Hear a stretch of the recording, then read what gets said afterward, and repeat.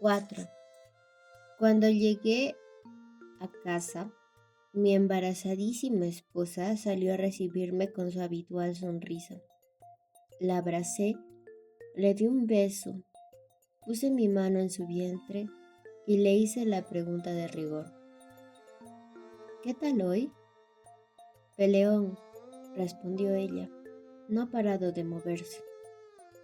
Nunca me llevaba los problemas del trabajo a casa. Los dejaba aparcados en la consulta. A veces era muy difícil, por no decir imposible. Había algunos casos que se apoderaban de mí y me invadían. Casos como aquel. Lo sabía. Desde el mismo momento de ver al niño y escucharle, de observar sus reacciones, Dios, gran Dios, algo en mi interior ya no funcionaba de la misma forma. Sentía sus ojos en mi cerebro. Ni siquiera pensaba que fuese un caso apasionante o importante o cualquier tontería parecida. Para mí se trataba de un niño, solo, perdido, indefenso. También pensaba en sus padres, en lo que deberían estar pasando mientras lo buscaban. Aunque la policía nos había dicho que, hasta el momento, no había ninguna denuncia al respecto. 15 minutos después de llegar a casa, mi mujer me hizo la pregunta, ¿qué te pasa? Y se lo conté. No sé la razón, pero el caso es que se lo conté. Íbamos a ser padres y, a lo mejor, el punto de vista de Lidia arrojaba una nueva luz sobre las tinieblas del caso, porque en momentos así no me sentía precisamente psiquiatra, sino más bien un ciego perdido en un mundo de sombras, buscando una luz.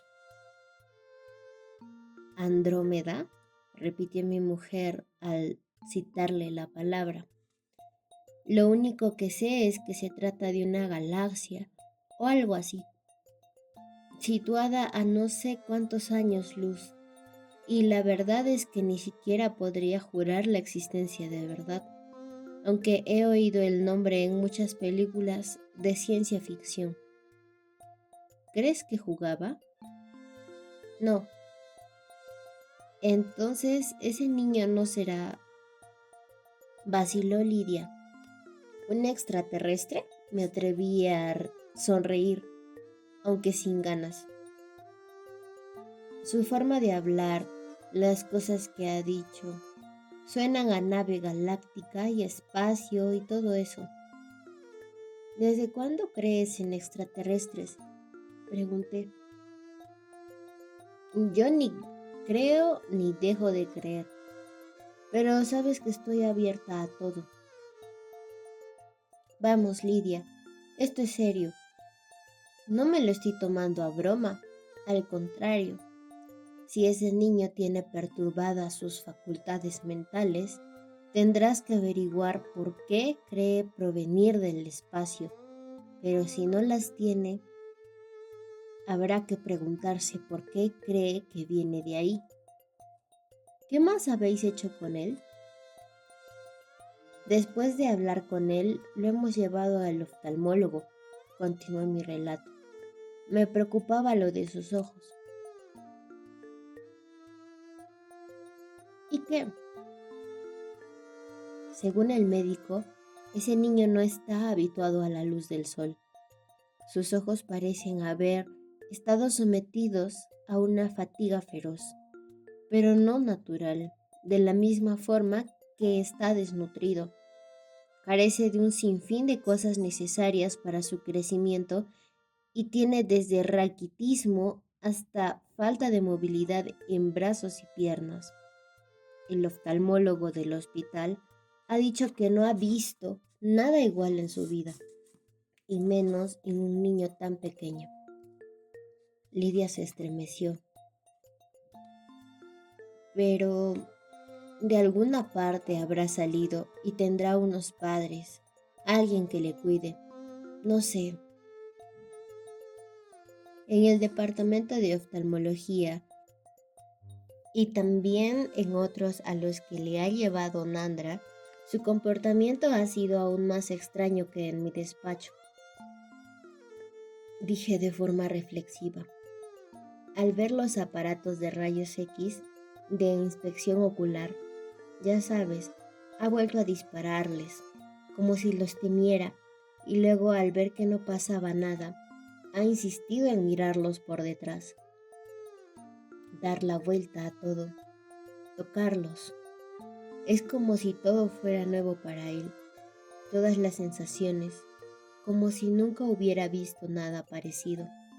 Un indígena de la Amazonía, llevado a una ciudad moderna, no habría actuado de manera distinta. Pero eso que dices es imposible, manifestó Lidia. Ese niño tocaba las cosas y lo hacía como si le sorprendiera que tuviesen volumen. ¿Me explico?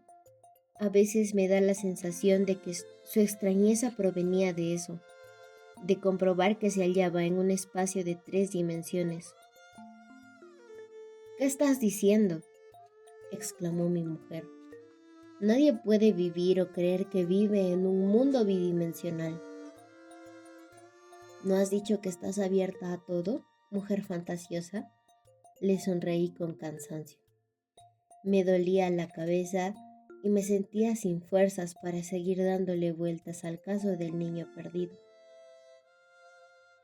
Continué hablando con Lidia apenas un par de minutos más y luego le pedí que me dejara solo. Sin embargo, la sensación de que aquel niño no era normal, ni siquiera real, me asaltaba de forma invariable a cada minuto, teniendo en cuenta que, como médico y como psiquiatra, soy ante todo lógico y baso cuantos diagnósticos llevo a cabo en pruebas y en resultados fiables. Pensar, aunque fuese remotamente, en la posibilidad de que él me hubiese dicho la verdad, me asombraba. ¿Y quién sino un niño o un loco diría la verdad cuando se le pregunta quién es o de dónde viene?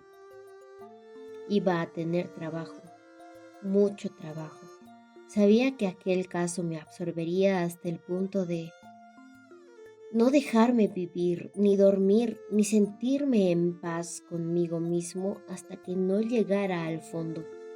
Nunca en la vida me había encontrado con un ser más inocente, indefenso, vulnerable y al mismo tiempo tierno como aquel niño. 5. Le había dicho a Nandra que no se quedara, de manera que, después de traerlo al despacho e instalarlo en la butaca, se retiró. Yo me senté en otra butaca frente de la suya. La estancia estaba en penumbra y mi pequeño paciente daba la sensación de estar más tranquilo que el día anterior. Según el informe, había pasado la noche durmiendo como cualquier niño, aunque no probaba la comida. Todo le producía asco. De seguir así, no iba a durar mucho. No era fácil calcular las reservas o las fuerzas que tenía, o qué clase de energía le permitía mantenerse en pie. ¿Te acuerdas de mí?, le pregunté. Sí, y abrió la boca en clara referencia a mis caramelos. Me levanté, abrí el cajón de mi mesa y volví con media docena de caramelos. Por lo menos ingería ese alimento. Los deposité en sus manos abiertas y se quedó mirándolos, sin saber qué hacer por espacio de un par de segundos. Luego se llevó todos a la boca, sin quitarles el papel. ¡Espera! No quería abrir la boca. Prácticamente me vi obligado a forzarle hasta conseguir que escupiera los caramelos. Durante ese conato de breve pelea, Su única forma de resistirse, de luchar, fue la ya habitual dispararme en silencio, sin hacer nada salvo aquel gesto ya conocido, consistente en apretar el gatillo de su imaginaria arma. Con los caramelos recuperados en mi mano y él un poco más tenso, le enseñé lo que debía hacer. Desenvolví uno y se lo puse en la boca. Desenvolví el segundo e hice lo mismo. Luego le entregué el tercero y le pedí que lo hiciera él. Me miró sin entender, por lo cual cogí un caramelo y muy despacio le quité el envoltorio, procurando que se fijara en lo que hacía.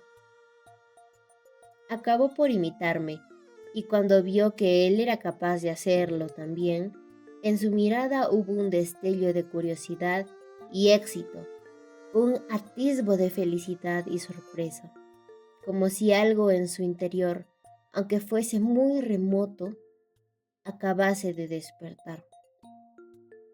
Por fin reemprendí la sesión, aunque con aquel extraño paciente cada detalle, cada pequeña cosa que sucedía era tan revelador como la mejor de sus posibles respuestas.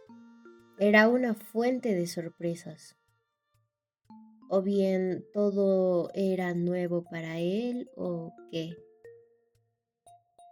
¿Estás bien?, le pregunté. Movió la cabeza horizontalmente. ¿Por qué no estás bien? No hubo respuesta, pero paseó una mirada por mi despacho, como si fuese evidente que aquello le era extraño y que, por tanto, no podía sentirse bien. ¿Cómo es tu casa? Me miró con sus ojos desnudos, absolutamente inocentes. ¿Cómo crees que podrías regresar a tu casa? Esta vez cerró los párpados, colocó ambas manos en torno a un imaginario volante y dio la sensación de estar pilotando algo parecido realmente a una nave espacial, porque su cuerpo siguió el imaginario impulso de su despegue. ¿Dónde has nacido? Silencio. ¿Quién es tu madre? Silencio. ¿Quién es tu padre? Se mordió el labio inferior mientras buscaba algo en su cerebro. Le costó dar con ello. Lo noté porque se agitó en la butaca, movió la cabeza, unió y desunió sus manos y por último tuvo un visible estremecimiento. Vito, dijo. No había reaccionado a la pregunta acerca de quién era su madre, pero sí la referida a su padre. ¿Tu padre se llama Vito? Sí. ¿Quién es tu padre? Todo. ¿Qué quieres decir con eso? Todo. ¿Te quiere, te da cariño, comida? Me da el poder. ¿Qué clase de poder? Había preguntas que le resultaban difíciles y otras que respondía con facilidad. Justamente esta fue una de las que le resultó más sencilla, porque su respuesta fue tan natural como simple. El poder universal. Traté de ponerme a su altura, de seguir el hilo de aquella inconcreción. ¿Tu padre es el amo del universo? No. ¿Quién es el amo del universo? Yo. ¿Cómo sabes que lo eres? Venzo. ¿Qué es lo que vences? ¿A quién vences? Krulls. ¿Qué es eso? Krulls. ¿Dónde hay Krulls? Señaló el techo como el día anterior. ¿Y aquí hay Krulls aquí? Sus ojos titilaron, traicionados por un destello de miedo asociado con otro de decisión. Paseó una rápida mirada por mi despacho, con las manos aferrando sus armas imaginarias. Se relajó al no ver nada ni a nadie y volvió a centrar en mí sus ojos, que mostraban abatimiento y un nuevo desconcierto. Y por primera vez me hizo él una pregunta a mí. ¿Dónde estoy? En un hospital. ¿Qué es un hospital? Un lugar donde se cura a las personas. ¿Personas? Como nosotros, señalé a los dos. El niño se miró a sí mismo. Eso me hizo pensar en algo. Así que me levanté, fui a la puerta, la abrí, asomé la cabeza y le pedí un espejo a Nandra. Abrió su bolso y me entregó el suyo, no muy grande. Cuando regresé, lo puse delante de la cara del niño. Abrió mucho sus ojos. Primero reflejaban sorpresa, luego incomprensión, y acabaron inundados de pesar. ¿Es otra vida?, preguntó. ¿Quieres decir que si estás muerto? Vacilé. Desde luego que no. ¿Acaso no es este tu aspecto habitual? Si te tocas verás que estás vivo. Silencio. ¿No te reconoces a ti mismo? Silencio. ¿Sabes por qué estás aquí? No. ¿De verdad no lo sabes? No. Te encontraron perdido, vagando por la ciudad, solo. Esta vez se me quedó mirando como si todo aquello le fuera entrando muy despacio en la mente. Frunció el ceño y lo mantuvo así un instante, hasta que de pronto cambió el tono y formuló otra extraña pregunta. ¿Dónde está el poder? Se llevó las manos a la cabeza y me dio la sensación de que iba a llorar. Me sentía muy mal, impotente, incapaz de atravesar aquella barrera. Es más, empezaba a pensar que todo lo que sabía no me servía de nada en aquel caso, porque ni siquiera estaba preguntando con lógica, sino a impulsos, sin seguir un patrón determinado. ¿De qué poder hablaba? ¿Por qué se palpaba la cabeza como si le faltase algo? Todo eran preguntas y ninguna respuesta. ¿Cómo te llamas? Repitió lo mismo que el día anterior. Tú, mierda, calla, Juan, come, quieto, cochino, a dormir. 6. Había hablado con el inspector Roca por teléfono, de forma imprecisa y rápida, pero ahora lo tenía delante. Daba la sensación de ser un hombre tranquilo, muy distinto a los estereotipos del cine y la televisión. Sus ojos eran profundos, oscuros y estaban orlados por una sombra de tristeza que muy bien podía ser cansancio acumulado o la experiencia de muchos años. La verdad es que no me sorprendió verlo allí, en mi despacho del hospital. Iba dándome cuenta de que todos los que conocían al niño, de alguna forma, quedaban atrapados por su hechizo. Aquella imagen indefensa y totalmente vulnerable que atraía la ternura como la miel a las abejas. Aquel minúsculo cuerpo, aquellos ojos y la suma de tantos pequeños detalles en apariencia insulsos en cualquier otro niño. ¿Está loco, doctor? Era la pregunta más difícil que jamás me habían hecho. No, y sin embargo, ¿qué? Está enfermo, por supuesto. Confunde la realidad con algún tipo de ilusión o ficción, aunque es muy complicado aventurar un pronóstico. ¿Sigue diciendo que viene de ahí? El policía parecía no querer apuntar al cielo. Sí, reconocí. Es humano, ¿verdad?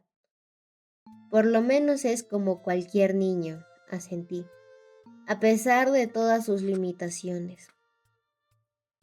El inspector Roca se echó hacia atrás. No le gustaba el caso, era evidente. Resopló como una mazorpa herida y se enfrentó decidido a mis ojos. No tenemos mucho tiempo, doctor, me dijo. Lo sé, pero no puedo hacer más de lo que hago, reconocí. Mañana quería probar con una sesión de hipnosis, aunque no es algo que me guste poner en práctica, y menos con un niño. Mañana saldrá su fotografía en los periódicos y en televisión. Si nadie lo reconoce, alguien tiene que conocerlo. Ese niño tendrá unos padres, una familia, irá a algún colegio. Nadie ha puesto ninguna denuncia, me recordó el policía, ni aquí ni en ninguna ciudad de España, por lejana que sea. Incluso hemos enviado su foto a otros países por si acaso. Y sé muy bien que lo de la denuncia no significa nada, porque hay padres y madres que no merecen serlo, que son capaces de abandonar a sus hijos o irse de casa unos días y dejarles a su suerte. Pero este niño, sé a qué se refiere, comprendí al momento. Demasiados indicios probaban que su estado no era debido a no haber comido o haber sido privado de la luz del sol en los últimos días. ¿Sigue sin comer?, inquirió el representante de la ley. Le están inyectando suero y aquí, mientras hablamos, se nutre de caramelos. No es mucho.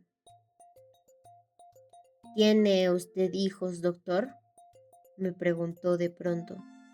Hay uno en camino. Será el primero. Yo tengo 5 y 20 sobrinos, y el mayor, el día menos pensado, me hará abuelo, suspiró el inspector Roca. Pero nunca he visto unos ojos como los de ese niño. Nunca. Realmente es como si no fuera de este mundo. ¿Dónde lo encontraron? Cerca de la autopista, por el norte, en un descampado próximo a la calle Paz. El informe fue muy claro. Parecía perdido y desorientado. Antes de cogerlo, los agentes lo vieron arrodillarse en el suelo, llevarse una piedra a la boca para morderla, pasar la mano por la tierra y las plantas silvestres de ese lugar. También elevó los brazos al cielo, los agitó como si quisiera atrapar las estrellas o salir volando. ¿Han indagado por esa zona? El policía se encogió de hombros. ¿Qué quiere que haga?, dijo.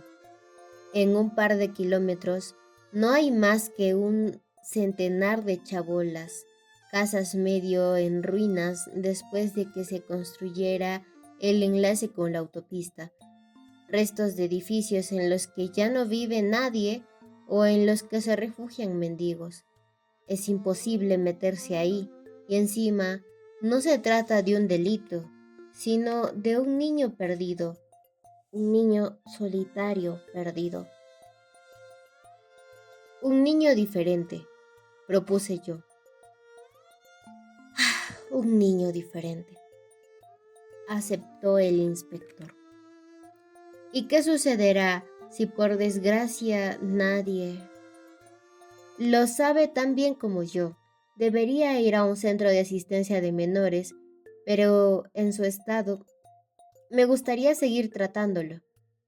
Puede hacer la solicitud, aunque según el lugar al que vaya, es probable que los médicos de allí prefieran ocuparse ellos mismos del niño. El hombre se puso en pie, dando por terminada la entrevista, pero de momento prefiero pensar con optimismo. Mañana, téngame informado de sus progresos, por favor, pedí. Y usted de los suyos, convino el inspector Roca. Estábamos de acuerdo, por lo que nos dimos la mano y nos separamos con nuestras esperanzas puestas en el día de mañana, en esa fotografía que difundirían los periódicos y la televisión. La esperanza de cuantos creemos en la lógica, aunque en ocasiones nos falten motivos para creer en ella.